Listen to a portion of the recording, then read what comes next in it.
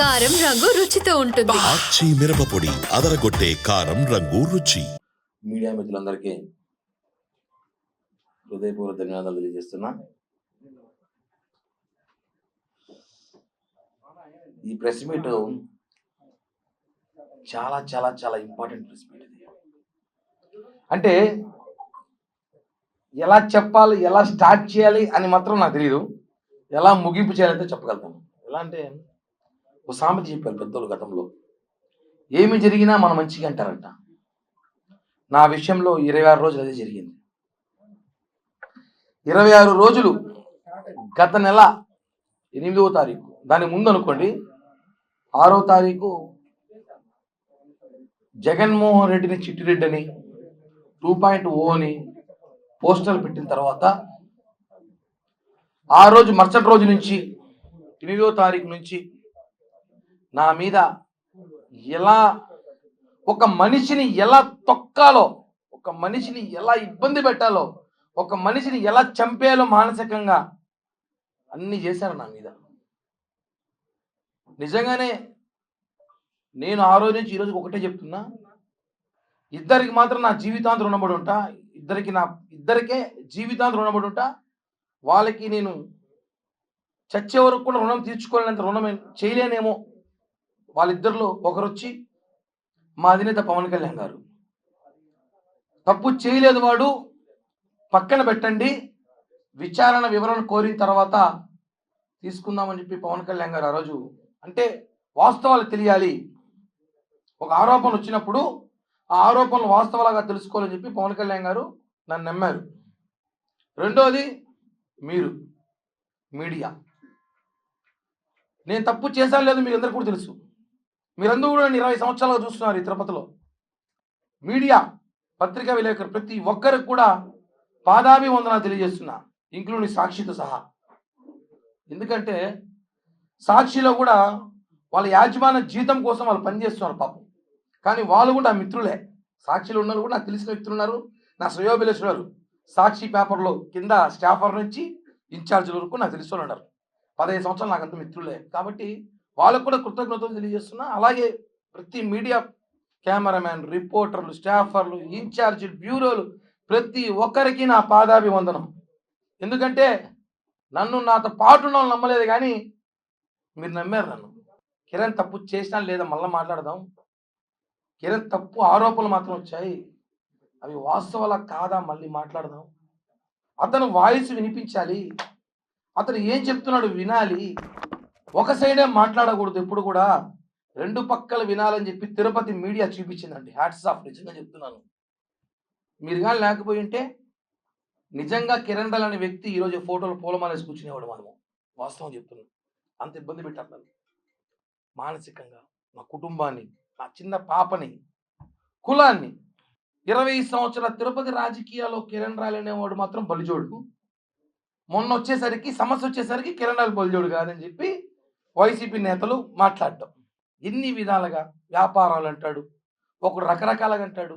నేను ఒకటి అడుగుతున్నాను, తిరుపతి ప్రజలు కూడా తెలుసుకోవాలి విషయం ఏమంటే, ఒక సామాన్యుడు రాజకీయాలు తిరుపతిలో చేయకూడదా?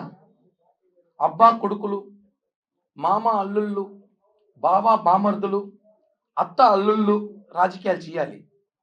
ఒక సామాన్యుడు ఒక రోడ్డు పైన వ్యాపారం చేసుకున్నాడు కావచ్చు, ఏదో వ్యాపారాలు చేసుకున్నాడు కావచ్చు, చిన్నపాటి ఉద్యోగస్తుడు కావచ్చు, వాడు రాజకీయాలు చేయకూడదని చెప్పి చరిత్రాంగ రాజ్యాంగం చెప్పండి రా బాబు, రాజకీయాలు ఆపేసి వ్యాపారాలు చేసుకుంటాం. రాజకీయాలు చేయని ఖచ్చితంగా వస్తే మానసికంగా మనిషిని తొక్కుతారా? అంటే మీరు చేసింది ఆరోపణలో కుట్ర కిరణ్ రాయల్ మీద కాదు, ఒక కులం మీద. తిరుపతిలో కాపులు ఎదగకూడదా?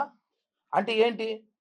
గత ఎన్నికల్లో 63,000తో మేము గెలిపించినామని చెప్పి తిరుపతిలో కాపులు ఎవరైతే లీడింగ్లో ఉన్నారో, పవర్ఫుల్గా ఉన్నారో, ఎవరైతే జనంలో ఉంటారో వాళ్ళని ఒక్కొక్కటిగా తొక్కాలని చెప్పి మీరు చూస్తారండి, రకరకాలుగా ప్రయత్నాలు చేస్తున్నారు. అంటే ఎట్ట అగ్ర కులాలలో మేము కాపులు ఉండకూడదా, రాజకీయాల్లో కాపులు ఉండకూడదా, బలిజలు ఉండకూడదా, ఉంటే వాడిని ఏ విధంగా తొక్కాలి ప్రయత్నం చేస్తారా?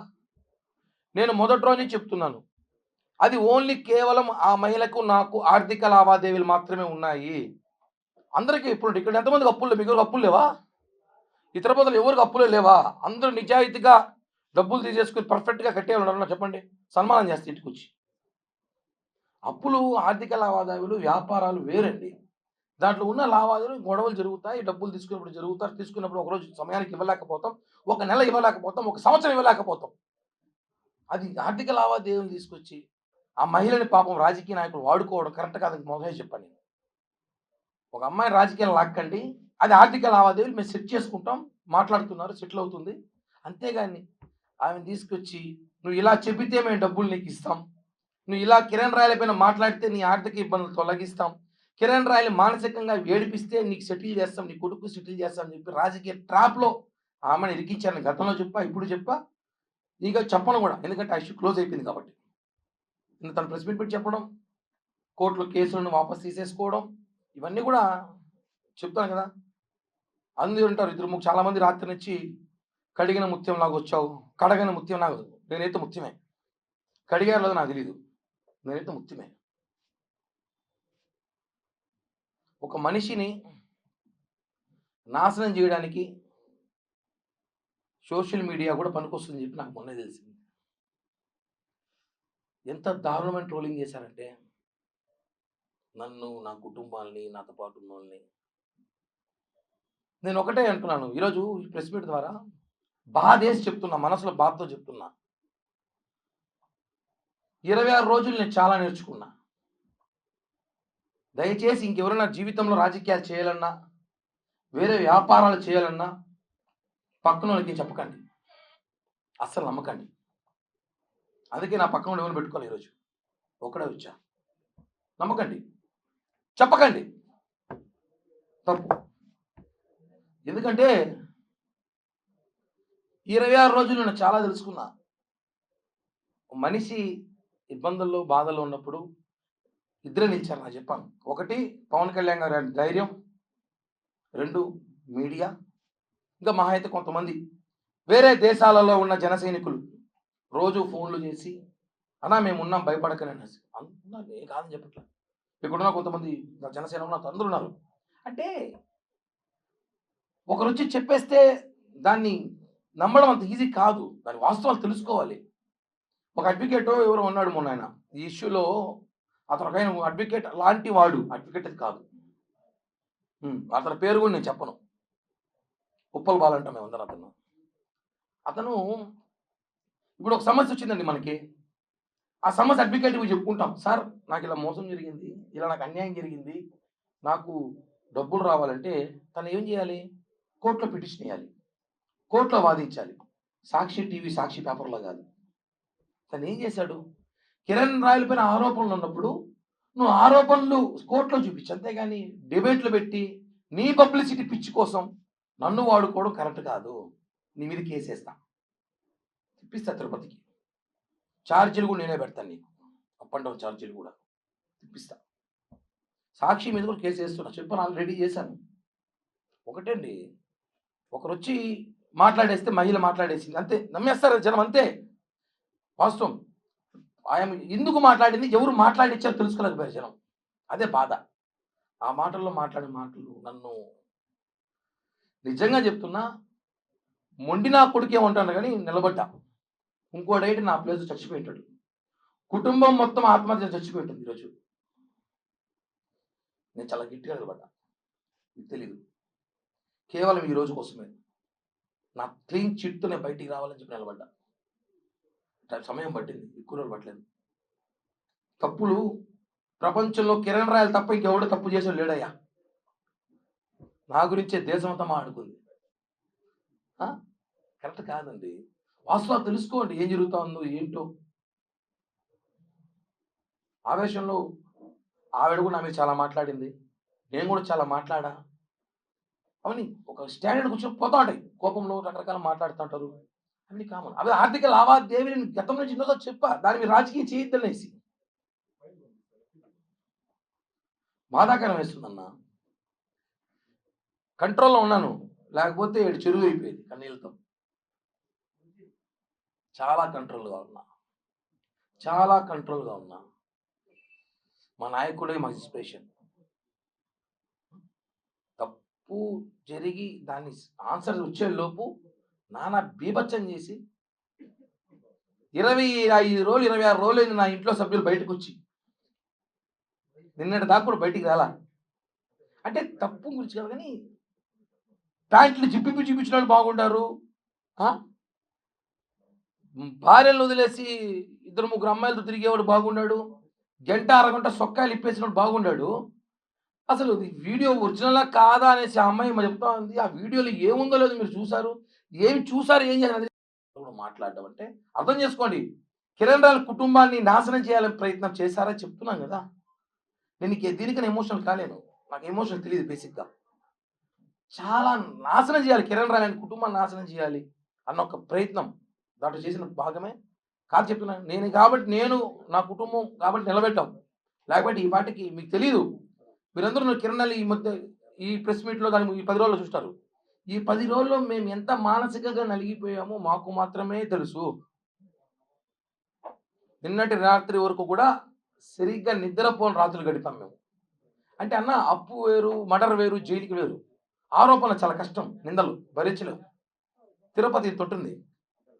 ఎక్కడ చూసినా నా గురించి డిస్కషన్ అంట. ఎవడు ఫోన్ చేసినాడు, వేరే సమస్యలు లేవు పాపం. ఎవడు అప్పులు చేసుకోడు, ఎవడు అందరూ చాలా చాలా పద్ధతిగా బాగా పద్ధతిగా బతుకుతున్నారు అందరూ. నా గురించి మాట్లాడాలి అందరూ కూడా. అన్ని విషయాలు బయటకు వస్తాయి. నేను కూడా సమయం సందర్భం చూసుకొని మాట్లాడతాను అంతే.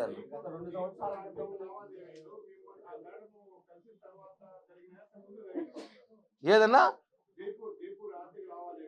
అన్న 2015 నుంచి 2019 దాకా జరిగిన లావాదేవీలు అవన్నీ.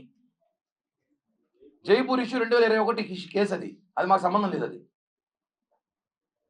అది మాకు సంబంధం లేదు.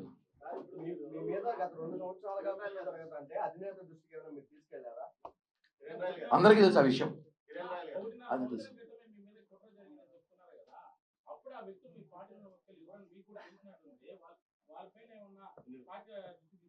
అలా. ఇప్పుడు నేను నీ పేరు చెప్తే అంటే నమ్మరు కదా.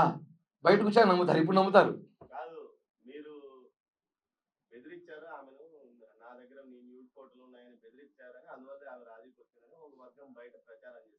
ఆమె చెప్పాలి. ఆ మాట చెప్తే బాగుండు. వాళ్ళెవరో చెప్పేది ఎందుకు? వాళ్ళు ఎవరో చూసారా? ఆ వర్గం ఎవరే కాదు. ఆ సాక్షిలో ఒక ఇద్దరు మాట్లాడిస్తామనంట అమ్మాయితో. నిన్న కూడా వాళ్ళ తమ్ముడు ఎవరో ఫోన్ చేసి మా తమ్ముడు చెప్పినాడంట ఈ మాట చెప్పని చెప్పినారనేసి. ఒకవేళ ఉంటే ఇండోలో అయితే నేను పెట్టినాం. ఒకవేళ ఉంటే మాత్రం ఇది మాత్రం వస్తాం చెప్తాను ఓపెన్గా. ఉంటే బాధితులు చెప్పాలి కానీ వాళ్ళు కూడా చెప్పేదట. ఏ టెక్నాలజీ రోజుల్లో కూడా ఏమున్నాయన్న పాలిటిక్స్ ఏమి లేవు. తాజా జగన్ మామ ఏదో అన్నాడు, దాని మీద కామెంట్ చేసే అవసరం ఉంది. ఎందుకంటే ఆయన జగన్ నిన్న ఆయన మాట్లాడుతూ చూసా కామెంటు. ఆయన లోకల్ ఖైదీకి ఎక్కువ, ఇంటర్నేషనల్ ఖైదీ తక్కువ, మధ్యలో ఉన్న ఖైదీ. ఆయనకు ఒకటే చెప్తున్నా, చెస్ ఉంటుంది కదా చదరంగం గేము. స్టార్టింగే రాజు చిక్కు పెట్టేవాడు. ఎలుకలు ఏనుగులు సిపాయిలంతా పక్కకి తట్టి మళ్ళీ రాజు దగ్గరికి వెళ్తాం. ఇప్పుడు అందరూ ఆ పనిలో ఉన్నాం మేము. నీ దగ్గరికి వస్తాం, నీకు పెడతాం ఖచ్చితంగా. Thank you.